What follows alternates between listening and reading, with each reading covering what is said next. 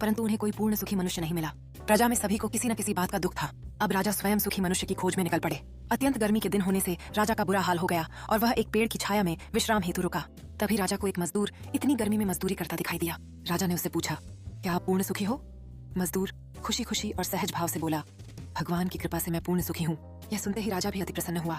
उसने मजदूर को ऊपर से नीचे तक देखा तो मजदूर ने सिर्फ धोती पहनी थी और वह गाढ़ी मेहनत से पूरा पसीने से। राजा यह देखकर समझ गया कि श्रम करने से ही एक आम मजदूर भी सुखी है और राजा कोई श्रम नहीं करने की वजह से बीमारी से घिरे रहते हैं। राजा ने लौटकर उस वृद्ध का उपकार मान उसे असंख्य स्वर्ण मुद्राएं दी। अब राजा स्वयं आराम और आलस्य छोड़कर श्रम करने लगे। परिश्रम से कुछ ही दिनों में राजा पूर्ण स्वस्थ और सुखी हो गए। कथा का सार यही है कि आज हम भौतिक सुख सुविधाओं के इतने आदी हो गए हैं कि हमारे शरीर की रोगों से लड़ने की शक्ति क्षीण हो जा रही है। इससे हम जल्द ही बीमारी की गिरफ्त में आ जाते हैं।